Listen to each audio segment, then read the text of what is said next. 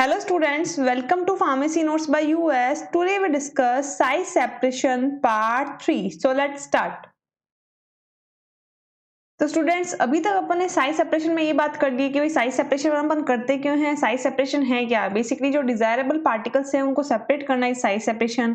अब किस किस मेथड से करते हैं या फिर अपने को कैसे पता चलेगा कि कौन सा सिव यूज करने पे कौन से पार्टिकल रिटेन होते हैं, उसके आधार पर अपन ने सिव नंबर या जो ऑफिशियल स्टैंडर्ड्स ऑफ पाउडर है वो भी डिस्कस किए। सिव्स क्या होती हैं, मैश नंबर क्या होता है, मैश अपर्चर नंबर क्या होता है, ये सारा डिस्कशन भी किया। आज जो अपन लास्ट टॉपिक इस यूनिट का डिस्कस करने जा रहे हैं वो है method of size separation with studies of sedimentation method and cyclone separator. यानी कि कौन कौन से मेथड्स हैं साइज सेपरेशन के, यानी कि किस किस मेथड से अपन साइज सेपरेट कर सकते हैं वो सारे अपन देखेंगे। बट आपके सिलेबस में दो ही हैं, which is sedimentation method and cyclone separator. तो इन दो चीजों को अपन डिटेल में डिस्कस करेंगे। So let's start. अगर मेथड ऑफ सेपरेशन की बात करें तो after the drug has been subjected to size reduction the powder drug is separated according to its particle size. जैसे कि साइज रिडक्शन के अंदर मैंने बताया कि सबसे पहले क्या करेंगे, अपन पार्टिकल को रिड्यूस करेंगे, एक डिजायर पार्टिकल शेप ले लेंगे, राइट। उसके बाद उन छोटे छोटे पार्टिकल में से अपने को कौन से पार्टिकल साइज चाहिए, दिस इज साइज सेपरेशन। अब उसके लिए अपन कौन कौन से मेथड्स यूज कर सकते हैं, they are sieving method, cyclone separator and air separator. Basically तीन मेथड्स होते हैं इसके अंदर है जो कि सब मेथड्स आपको और देखने को मिलेंगे। अपने सिलेबस में दो ही चीजें हैं, sedimentation and cyclone separator. Sedimentation swimming method के अंदर आपके यहाँ पे इंक्लूड होकर आपको दिखेगा, तो इन दोनों के बारे में अपन डिटेल में डिस्कस करेंगे। सबसे पहले अगर मैं बात करूं सिविंग मेथड का, तो ऑब्वियस है यहाँ पे सिव्स की बात आएगी, यानी कि सिव्स के थ्रू अपन है जो कि पार्टिकल को डिजायर पार्टिकल को है जो कि सेपरेट करने की कोशिश कर रहे हैं। Sieve should be used and stored with care since a sieve is so of little value if the mash become damaged और डिसऑर्डेड। बेसिकली मोस्ट जब भी अपन सिव्स यूज कर रहे हैं, तो जैसे कि सिव्स के अंदर मैंने आपको बताया कि सिव नंबर डिफरेंट डिफरेंट टाइप के हैं, जैसे कि सिव नंबर 10, सिव नंबर 44, सिव नंबर 85, 120, और ये किस पर डिपेंड करता है कि पर लीनियर इंच उसमें कितने मैशेस अवेलेबल हैं। तो जब भी आप सिव्स को हैंडल करो तो you have to handle with care. क्यों? क्योंकि अगर ये होल्स या अगर ये मैश थोड़े से भी है जो कि वायर्स आगे पीछे हो जाते हैं, तो इस मैश का जो अपर्चर साइज है वो भी डिस्टर्ब होगा, और अगर वो डिस्टर्ब होता है तो यानी कि जो आपकी वैल्यूज आनी थी सिव से, जो डिजायर पार्टिकल शेप है वो आना था, वो अब नहीं आएगा। या तो आपको पार्टिकल आपको बड़ा मिलेगा या फिर छोटा मिलेगा, यानी कि इवन पार्टिकल साइज आपको नहीं मिलेगा। यानी कि इस जगह आपको केयर ध्यान रखनी चाहिए कि जब भी आप सिव्स को यूज करें। Then, with exception of use of sieve for granulation, material should never be forced through a sieve. साथ ही साथ जब भी अपन सिव्स यूज कर रहे हैं, यानी कि छलनी टाइप ऑफ मेथड यूज कर रहे हैं पार्टिकल को सेपरेट करने का, तो अपने को हमेशा उसको वॉलंटरी रखना चाहिए। कैसे? जैसे कि आपने कोई भी कंटेंट इसके अंदर डाल दिया और आपको यहाँ से ये वाला पार्ट है जो कि सेपरेट करना है, तो आपको इस फोर्स नहीं लगाना, आपने जस्ट डाला और नॉर्मल जो मैकेनिज्म है, चाहे वो एजिटेशन है, सेंट्रीफ्यूगेशन है, कुछ ब्रशिंग है, उसके थ्रू आपको इस पे जो भी रिटेन हुआ है पार्टिकल वो कलेक्ट करना है। बट फोर्स की जब बात आए तो फोर्स आपको नहीं लगाना है। फोर्स सिर्फ और सिर्फ जब आप ग्रेन्यूल्स बना रहे हो, यानी कि कोई आप बुलस मास बनाया है और उसके आपको सिव से पास करते हुए ग्रेन्यूल्स बनाने हैं, तभी आप है जो कि फोर्स अप्लाई कर सकते हो। उसके अलावा सिव्स में से जो पार्टिकल रिटेन होते हैं या फिर जो छनते हैं वो एक नॉर्मल प्रोसेस के थ्रू ही होना चाहिए ताकि आपको डिजायर पार्टिकल शेप मिल सके। Then particle if small enough will pass through a sieve easily if it is shaken, tapped or brushed। यानी कि अगर पार्टिकल स्मॉल साइज के हैं, जब भी आपने डाले और ऑब्वियसली बहुत ही यूनिफॉर्म साइज के और स्मॉल साइज के हैं, तो क्या होगा, जैसे आप सिव को डालोगे और उसके ऊपर मैकेनिज्म डालोगे, जैसे कि चाहे एजिटेट कर रहे हो, चाहे टैप कर रहे हो, या चाहे उसके ऊपर ब्रश रगड़ रहे हो, तो पार्टिकल एक सिव से दूसरी डिजायर सिव में आसानी से ट्रांसफर हो जाते हैं। बेसिकली जो सीविंग मेथड्स हैं वो दो तरीके के रहते हैं। पहला मेथड रहता है इसका मैकेनिकल, और दूसरा इसका फ्लूइड बेस्ड मैकेनिज्म है, यानी कि जो काफ़ी सारे पार्टिकल्स को अपने को सेपरेट करना पड़ता है यूजिंग लिक्विड मेथड्स, यानी कि उनको अपने को वेट मेथड से भी है जो कि सिव करना पड़ता है। तो बेसिकली इनको दो तरीके से डिवाइड किया गया है, एक है मैकेनिकल सीविंग एंड दूसरा है वेट प्रोसेसेस। तो मैकेनिकल सीविंग मेथड्स की अगर मैं बात करूं तो बेसिकली ये तीन प्रिंसिपल्स पे काम करता है, agitation, brush the sieve and centrifugation force. तो ऑब्वियसली एजिटेशन की मैं बात करूं तो जो आपका पार्टिकल है वो यूजिंग एजिटेशन, यानी कि इस तरीके से मूवमेंट होगी राइट एंड लेफ्ट, उसके थ्रू जो पार्टिकल्स हैं जो छनते हुए डिजायर शेप में नीचे की तरफ आ जाएंगे। दूसरा है ब्रशिंग, आपने वो भी पार्टिकल्स हैं जो ऊपर रखे और सिर्फ से ब्रश के थ्रू है जो कि एक नॉर्मल फ्रिक्शन के थ्रू पार्टिकल्स को उसके अंदर से पास करवाया। And third one is centrifugation force. Obvious है, डिजायर पार्टिकल्स पाने के लिए क्या होगा, फोर्स लगाएंगे, तो ग्रेविटी के कारण क्या होगा, पार्टिकल है जो कि नीचे की तरफ इकट्ठा होने की कोशिश करेंगे, और ऑब्वियस है छोटे पार्टिकल ऊपर और बड़े पार्टिकल नीचे की तरफ सेडिमेंट होंगे। तो आपको कौन सा डिजायर पार्टिकल चाहिए, उसके आधार पर आप उन्हें बाहर निकाल सकते हैं। तो ये बेसिकली 3 मेथड्स हैं सीविंग के अंदर, जब भी अपन सीविंग के थ्रू पार्टिकल साइज को सेपरेट करने की कोशिश करेंगे। फिर बात करते हैं अपन वेट सीविंग मेथड्स की। This is also known as fluid classification, industrial method of particle size separation based on sedimentation और ऑन एल्यूट्रेशन। यानी कि बेसिकली इंडस्ट्रियल मेथड की जब बात करें, जहाँ पे पार्टिकल साइज को सेपरेट किया जा रहा है using wet sieving method, 2 methods mostly पढ़े जाते हैं, एक तो सेडिमेंटेशन और दूसरा एल्यूट्रेशन। क्योंकि आपके सिलेबस में सिर्फ सेडिमेंटेशन है तो अपन उसके बारे में डिटेल में बात करेंगे। In this wet sieving is more efficient than the dry process because particles are suspended passing easily through the sieve readily and with less blending of the mesh।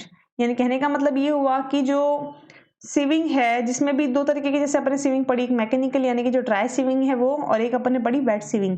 तो कहने का मतलब ये है कि जो वेट सीविंग है वो ज़्यादा है जो कि कन्वीनियंट है। क्यों? क्योंकि वेट सीविंग में क्या होगा, आपका पार्टिकल है जो सीधा का सीधा पानी के अंदर सस्पेंड हो जाएगा, और जैसे ही आप उसे मैश से ट्रांसफर करोगे तो कोई भी आपको दूसरी मैकेनिज्म या फ्रिक्शन या फोर्स नहीं लगाना पड़ेगा, आसानी से है जो कि ये ट्रांसफर हो जाएगा।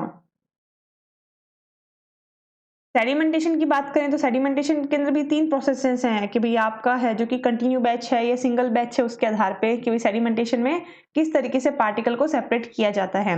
तो बेसिकली डिफरेंट प्रोसीजर्स हैं। तो अगर अपन सेडिमेंटेशन टैंक्स के हिसाब से देखें तो suspension of the solid in a fluid, most commonly water, is placed in a tank and allowed to stand for a suitable time.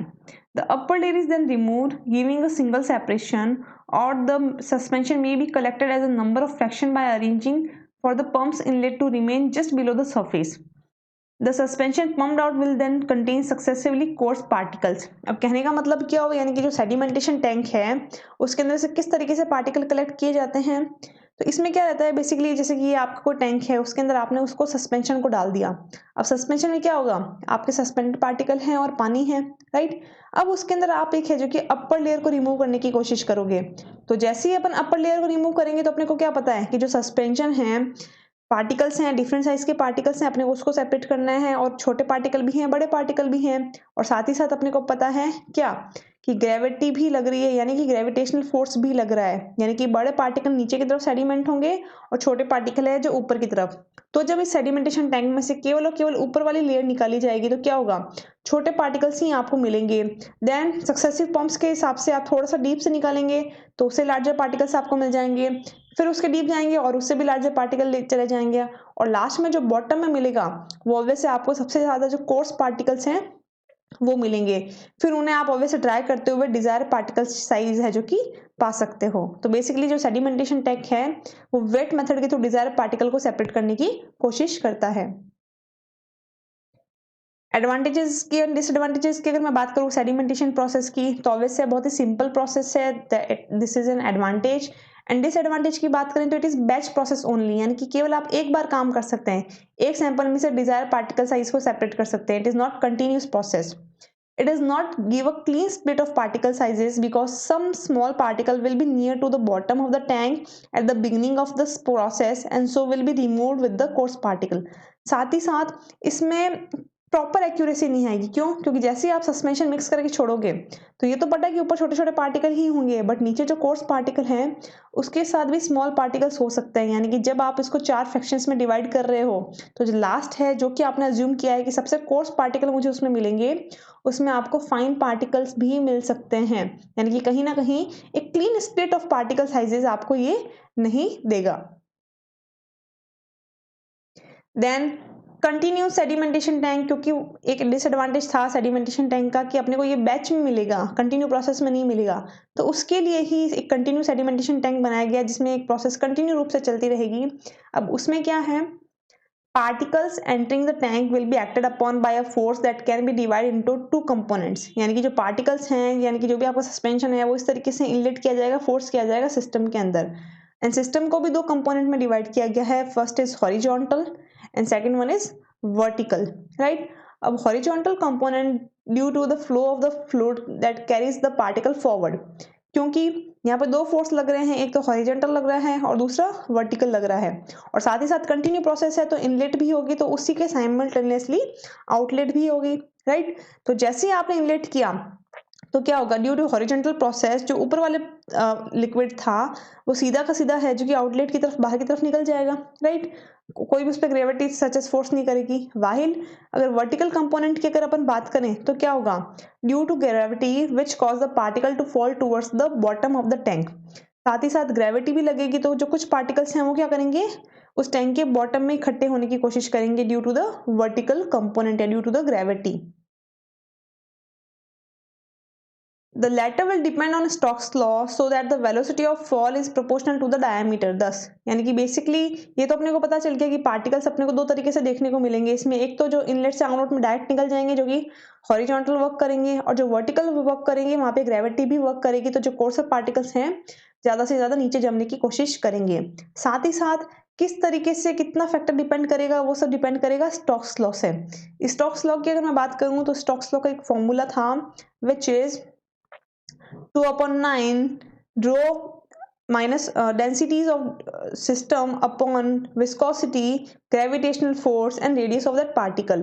यानी कि कहने का मतलब ये हुआ कि जो वेलोसिटी है आपके सिस्टम की कितने मतलब किस तरीके से वो है जो कि मूव करेगा वो किस किस पे डिपेंड करेगी, और वैसे विस्कोसिटी भी डिपेंड करेगी कि आपका लिक्विड विस्कस कितना है, डेंसिटी ऑफ मीडियम कितनी है, डेंसिटी ऑफ पार्टिकल कितना है, ग्रेविटेशनल फोर्स कितना है, साथ ही साथ पार्टिकल साइज कितना है।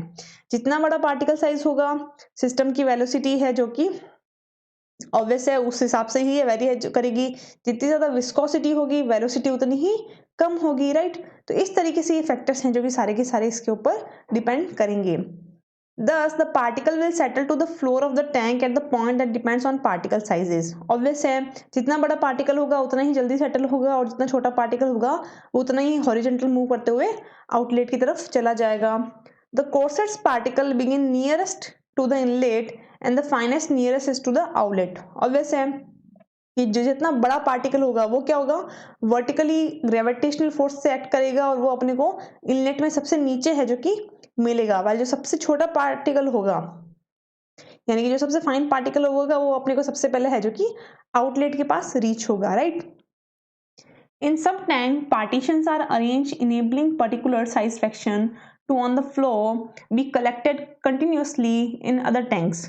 The flow is arranged so that only coarse particle will settle down, fine particle being carried through to the overflow and collect elsewhere by sedimentation or filtration।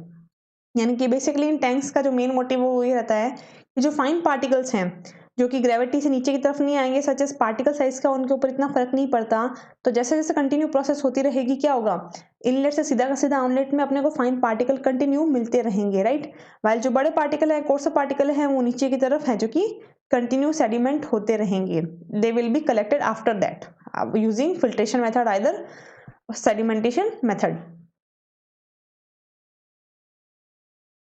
Obviously इसके भी कुछ एडवांटेजेस एंड डिसएडवांटेजेस होंगे। Advantages की मैं बात करूं तो it is simple process, inexpensive है, कंटिन्यू ऑपरेशन है, साथ ही साथ give a clean separation of particle into many size fractions as required.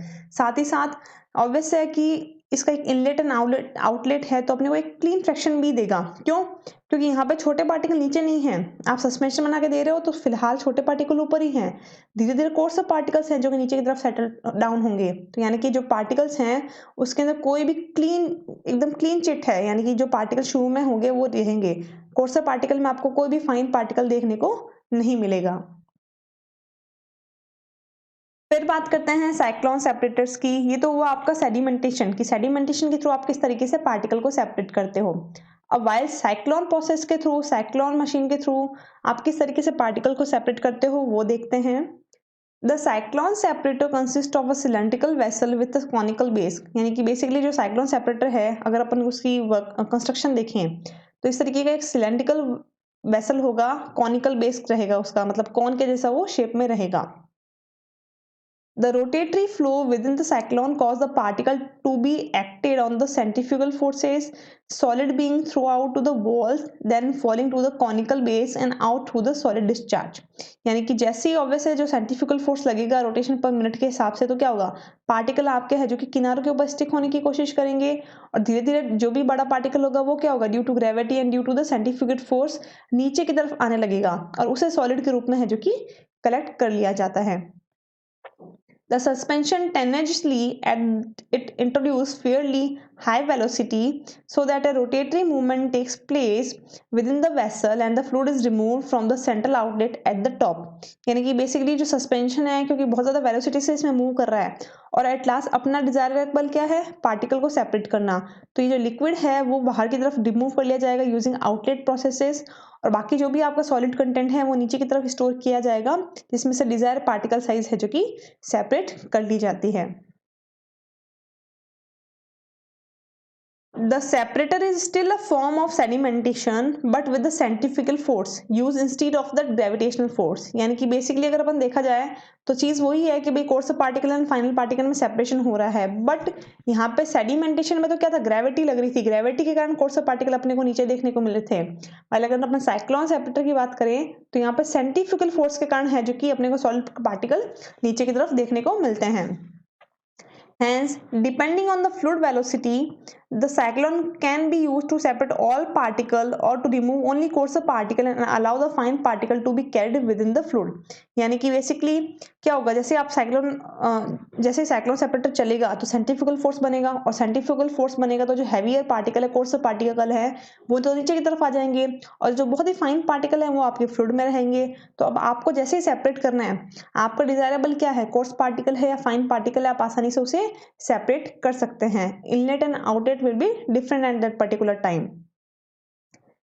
Cyclone can be used with suspension of solids, but the liquid most common application is with suspension of the solid and gas, usually air.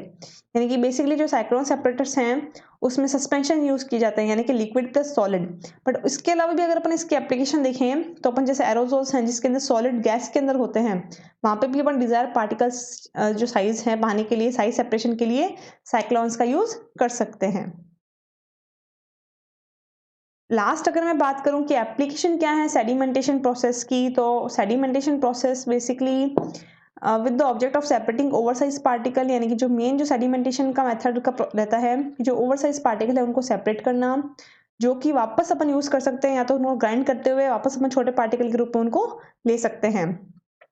Liquids की अगर मैं बात करूं कि कौन से liquids हैं जो कि सेडिमेंटेशन प्रोसेस के थ्रू पार्टिकल साइज उसमें डिफरेंट किए जाते हैं, तो with liquid the technique are applied to insoluble solids like kaolin and chalk. यानी कि अगर लिक्विड्स की बात करें तो लिक्विड सस्पेंशन बन रहे हैं, तो जो इनसॉल्युबल सॉलिड्स हैं लाइक केओलिन, चॉक, वहां पर डिजायरेबल पार्टिकल्स सेपरेशन करने के लिए इस तरीके के मेथड्स अपन यूज करते हैं. वाइल गैस की अगर मैं बात करूं तो the methods are applicable to finer solid that would separate too slowly in liquids. यानी कि बेसिकली आप सेडिमेंटेशन या फिर साइक्लोन सिस्टम्स यूज कर रहे हो, वहां पे आप गैस यूज कर रहे हो, तब यूज करोगे जब आप अगर उसे लिक्विड में लोगे तो वो प्रोसेस है जो कि बहुत ही स्लो हो जाएगी. यानी कि फास्ट प्रोसेस के लिए अपन लिक्विड की जगह है जो कि gas as a vehicle use करते हैं सेपरेशन के लिए. तो स्टूडेंट्स आज अपन इतना ही पढ़ेंगे. नेक्स्ट क्लास के अंदर अपन नेक्स्ट टॉपिक लेंगे. I hope you understand and enjoy the video. Please like, share and subscribe and don't forget to press the bell icon. Thank you.